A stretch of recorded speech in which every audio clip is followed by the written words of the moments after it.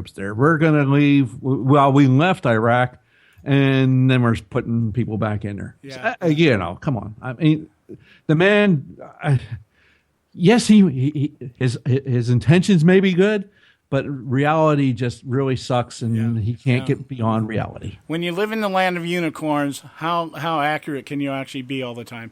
We got to go to break, guys. When we come back, we're going to actually start laying these. Talk about this thing. Yeah, as Joe mentioned, we're going to lay the fact sheets out there.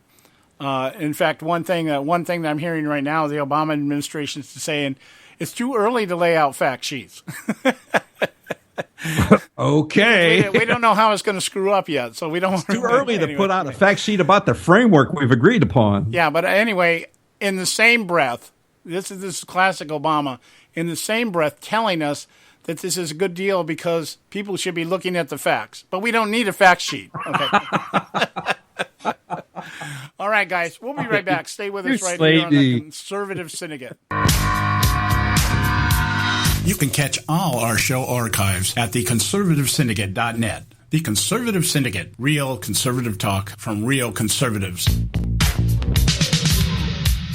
Prices are for base buildings only. May not be available in some areas. Attention business owners, do you want a stimulus package that really works? Before you spend thousands of dollars more than you should on your next building project, listen to this. General Steel has a stimulus package designed to help you save as much as half the cost of conventional construction on your next building. As much as half. That's right, General Steel can save you thousands of dollars with a pre-engineered steel building designed for your business or church. How about a 50 by 100 foot building for under $30,000? So don't pay thousands more than you should without calling General Steel first and save as much as half the cost and time of conventional construction. With the projected demand for steel in Japan and China, prices may be skyrocketing. 800-280-3454. 800-280-3454. 800-280-3454. Hey folks, if you're like me, you don't place a whole lot of trust in today's media for the real truth and facts regarding the volatile world of finance and politics. When I want the real scoop on money, I go to the most trusted source I know, my good friend and colleague, Bob Cardoso. Bob is a noted financial expert with a PhD in international finance who airs his nationally known and syndicated show, Robert Cardoso Live, every Monday through Friday, 4 to 6 p.m. Pacific Standard Time. With Bob, you'll get the right information at the right time, firsthand, from someone who knows his business and can help you make the right decisions concerning yours. Bob airs live every Monday through Friday from 4 to 6 p.m. Pacific Standard Time on blogtalkradio.com/Robert Cardoso Live, or you can choose any one of his archive shows at blogtalkradio.com/Robert Cardoso Live. That's blogtalkradio.com/Robert Cardoso Live. For complete and honest commentary on politics, finances, and culture, check Bob out. You'll be glad you did.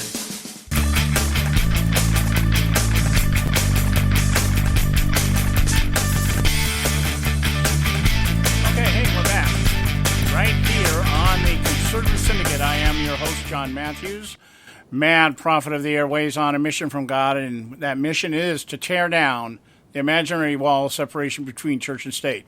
And we do that by espousing what we call the conservative gospel on the show and expose the lameness of the leftist agenda. I've got my co-host Joe Hakos from Dry Report, and let's get into a little bit of facts. We've had some fun here just playing around, talking about different things, just kind of letting the conversation go where it may.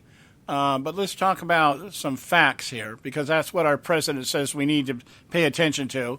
Don't be guided by all the emotion and all the history and everything else. The facts that I give you is what you need to pay attention to. Now, to do that, let's see if I can get my trusty scroll button here going. Scroll. And reading an article here from Randy DeSoto, I believe is with AP, could be Reuters, I don't remember, talking about Iranian Foreign Minister Javad Zarif, that the Obama administration is lying to the American people about the details of the framework for a nuclear agreement with his country. Now, this is Iranian Foreign Minister Javad Zarif. Now, this is one of the guys involved And he's saying that Obama is lying to the American people. Why would he say that, John? Well, he says because Obama said last Friday that Iran will face strict limitations on its programs, and Iran has also agreed to the most robust and intrusive inspections and transparency regime ever negotiated for any nuclear program in history. That's from our president. Yes. Okay? Now, Zarif said that the United States had agreed to allow his nation to continue its uranium enrichment at all facilities, and that all nuclear-related sanctions against his country would be lifted immediately after a final agreement was signed. In response, Obama said the solutions are good for all. There is no need to spin using fact sheets, okay? So Obama's telling us, don't worry about the facts, folks. I'll tell you what the facts are, okay? But Zarif is saying, basically, this is the guy that returned home. You were talking the other day, Joe? The guy that he was returned treated home like a hero's welcome? Yeah, exactly. Like, liberating a warrior coming back from battle. Right, and he said, I guess as he's standing up there, in his triumph and everything else, that the deal with Iran would not shut down a singular nuclear, I'm going to go Bush here on you, a singular nuclear facility in Iran. And it would not destroy a single centrifuge in Iran and will not stop R&D on Iran's advanced centrifuges. So the guy that apparently everybody thought they were negotiating with is saying that Obama's telling everybody that the centrifuges are going to be reduced. Yes. There's going to be plants shut down. All these things are going to happen. And Iran is saying, no, that ain't going to happen. Obama says the enrichment bans are for 15 years, John. Yeah, and they're saying they're for 10, but it doesn't really matter because we're not shutting anything down anyway. Wow. And who's supposed to check on this? Yeah. I mean, really, the IAEA, the International Atomic Energy Agency, is supposed to check on it, correct? Yeah. Is this going to be a team of people from the UN? Is that the idea? Well, they're the same folks that said that. You know who they are. Yeah, it's those guys. Yeah, we know how trustworthy the UN is. Well, are they just going to show up, or did the Iranians say they could just show up, or they have to be announced? I'm not really sure at this point. What difference does it make since nothing is being changed anyway? Well, here's the thing now. The other point, John, you can probably make this point. I'm sure you're going to get to it, but nothing here is set in stone. This is you beat me right to the punch. That's exactly what I was going to say. This is when we talk about this stuff. In fact, I started to say it last hour, and then I just got sidetracked. Sorry. I did. I just another thought came in my head. Whoosh whoosh kind of thing. And a moment of clarity and then a moment of confusion, and they just kind of overlapped. And so that just means dead space, dead air. But anyway, the point being is that everything we're talking about at this point, nothing has been agreed to. What we're witnessing, folks, is simply an agreement to agree. This is the opposite of saying let's agree to disagree. What we're saying is let's agree that we agree that something needs to be agreed upon. Yes, we're going to agree upon something. Yeah. We haven't figured out what it is yet, but we're in agreement that there needs to be an agreement about an agreement. Yes. Okay, and so that's where we're at on this thing. I agree that 1 + 1 = 2, but the Iranians are like, well, 1 + 1 to me equals like 40. Well, no, it's more like this. This is the way I would put it. Both sides agree 1 + 1 is 2. It's how you come up with 2. Okay? Which one goes first? Okay? Or do we get 2 from subtracting 3 from 1? But my point being is we all agree that 1 + 1 is 2. It's just, how do you do that? How do you, which one comes first? Let's put it that way. Okay? Yeah. So, but John, and I will quote, this deal is not based on trust. This deal is based upon unprecedented verification.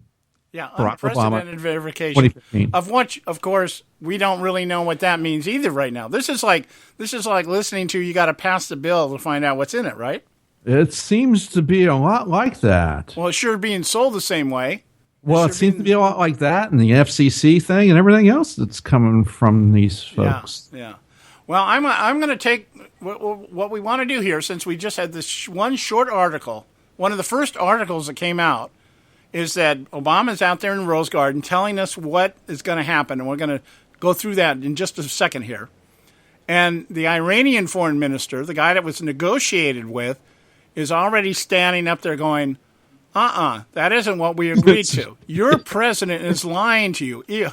Wow. It's not enough of, well, that's not what we understand the agreement to be. He comes out and says, your president is lying to you.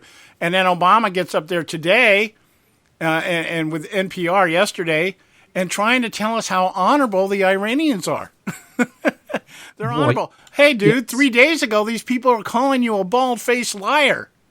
And going death to America on top of it. Yeah, the people you tell us you're representing. And they're telling us you're a liar. It's not like them standing in front of their own people saying, hey, we put one over on this dude. They're telling us you're a liar, dude. I mean, even the liars, the liar of liars, the Muslim community out there. Oh, yeah. These are the liars of liars. These are the people that actually condone and encourage lying to quote-unquote infidels. Kafirs. Because we're just dogs. We don't deserve to be treated like humans. These people are telling us our guy is lying. I mean, who do you believe? Strategically, that doesn't even make sense. Yeah, if you want the people to believe, if you knew Obama was lying, why wouldn't you just say, hey, don't say anything, guys. He's got him snowed. No, it come out, hey, your guy's a liar, man. It doesn't really. I'm not getting a really good feeling about this, John. No, I'm not either. Well, I don't have a feeling about anything this guy does. The only time I feel good about Barack Obama is when he's on vacation or at a golf course. I'm not, because he's harmless to us. Okay, but anyway, these are the three major things that Obama told us that is going to take place once this agreement to agree that we need an agreement is actually agreed upon. Okay. Well, the other thing he said is going to happen is the sanctions are lifted. They already lifted some of the sanctions, if you recall. Yeah, I think so. They wanted to make the people of Iran think that, right, we care and we want to help them. Well, they were hoping that it would incite the Iranian people to stand up and say, hey, quit fighting over nuclear weapons, man. We just want to feed our family, and it didn't work either. No, you can't do that when you live in a tyrannical government. You stand up and tell the government what to do. They cut your head off, for crying out loud. Yeah, they just take you out. Or strap a bomb to you and send you into the Grand Central Station or something. Anyway, the first thing that our president tells us is that Iran will not be able to pursue a bomb using plutonium because it will not develop weapons-grade plutonium. I didn't know that was exactly what they were doing anyway. Oh, what they're saying is the core of its reactor at Arak, okay, not Iraq, Arak. Heavy water reactor at Arak. Yeah, they have a plant named Arak, or in Arak, I guess. Yes. Some city named Arak or whatever. A-R-A-K. Yeah, A-R-A-K. Actually sounds like a cartoon character. Arak. That would be a good cartoon name. Okay. Anyway, the reactor at Arak will be dismantled and replaced. The spent fuel. That's not what they're saying, no. That's not what the Iranians are saying. No, that's not what the Iranians are saying. But let's go through these three because we're going to be coming up on our break here, and then we'll start the counter offensive after the break here. Okay. The first one is that Iran will not be able to pursue a bomb using plutonium because the plant at Arak will be dismantled and replaced, and the fuel from that facility will be shipped out of Iran for life. Okay, and they're not going to build a new one. That's what Obama's telling us. Yes. Second, the deal shuts down Iran's path to a bomb using enriched uranium. Iran has agreed that its installed centrifuges will be reduced by 2/3. Iran will no longer enrich uranium at the Fordow facility. Fordow site for 15 years. That's correct. Okay? Yes. And they will not enrich uranium for at least the next 10 years. No, 15. Okay? Third, the deal provides the best possible defense against Iran's ability to pursue a nuclear weapon covertly, that is, in secret. Ooh. International inspectors will have unprecedented access not only to Iranian nuclear facilities, but to the entire supply chain that supports Iran's nuclear program, from uranium mills that provide the raw materials to the centrifuge production and storage facilities that support the program. If Iran cheats, the world will know it. And if we see some